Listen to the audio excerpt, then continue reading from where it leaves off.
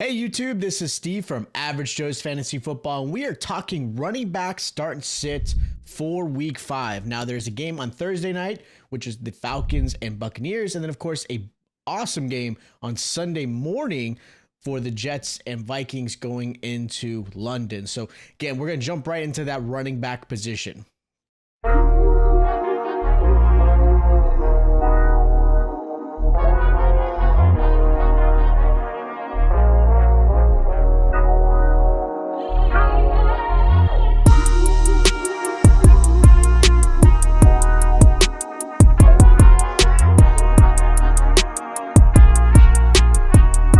All right, so week 5 of the NFL is here, and we are here to help you guys with your start and sit lineup. Of course, if you have questions, hit me up in the comments down below.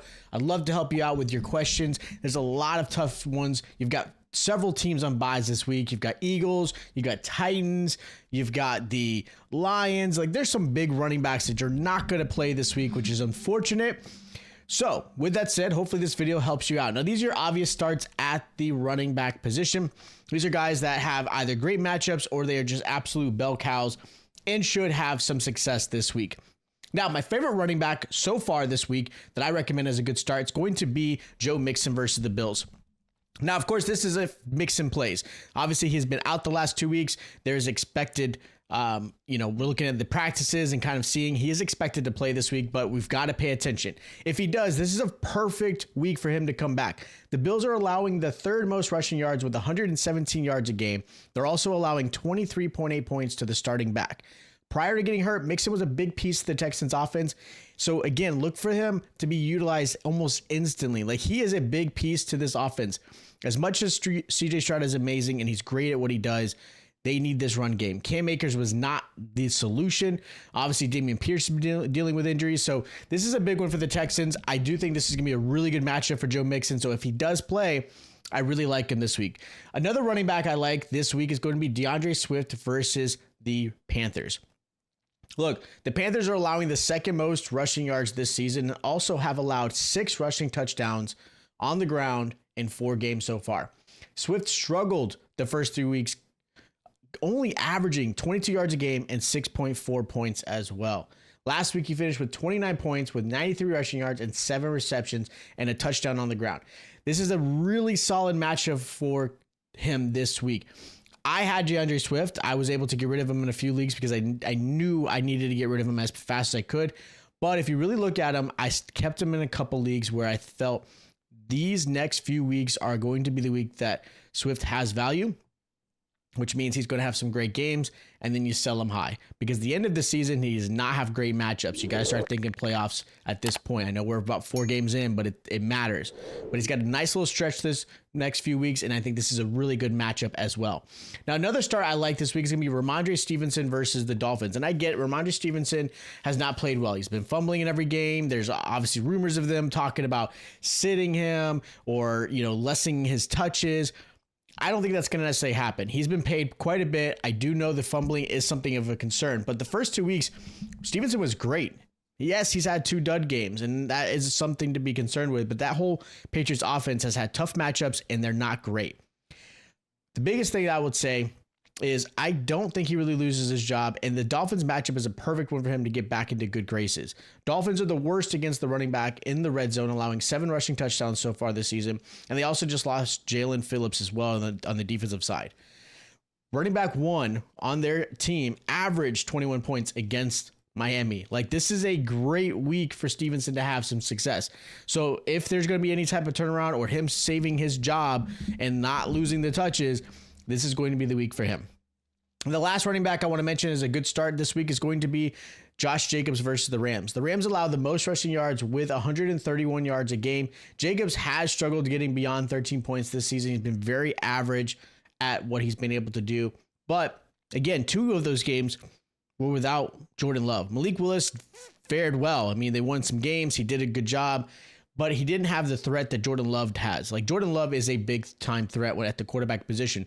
So teams obviously knew they had to stop Josh Jacobs first before they allowed anything else to happen. Now that Jordan Love is back, even though he is questionable, he is back. Josh Jacobs now will see less 8-man boxes and have the opportunity to have some success. And this is a good one. The Rams are not great. They just allowed DeAndre Swift to have 29 fantasy points. Like they're not a great run defense at all. So this is a really good matchup for Josh Jacobs. Now, as far as the sits go, the first running back I want to recommend as a good sit, it's going to be Zach Moss versus the Ravens. Look, Ravens are the toughest against the run, only allowing 42 yards per game and only 9.2 points to the running back one. Now, Moss has already started to lose touches and opportunities to chase Brown. And if they're facing this tough Ravens defense where there's a good chance they may be behind, we'll see. Obviously, the Bengals and Ravens play each other tough.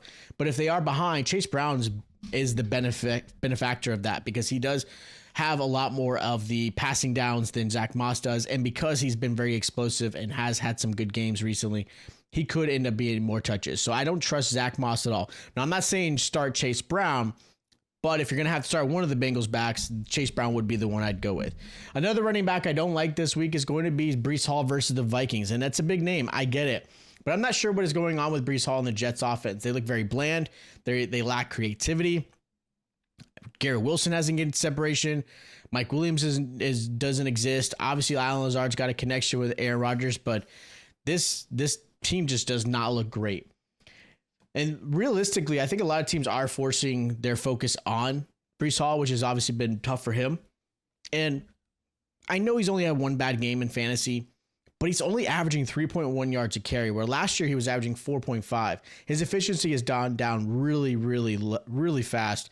And the Vikings have actually been good against the run, only allowing 52 yards to the running back and only one touchdown so far this season. So again, matchup-wise, this is going to be tough. And sometimes, I hate to say it, but anytime you got these overseas games, these international games, a lot of times these players just don't have great fantasy outings. You might get that one oddball who just goes off and you're like, holy cow, why was he on my bench?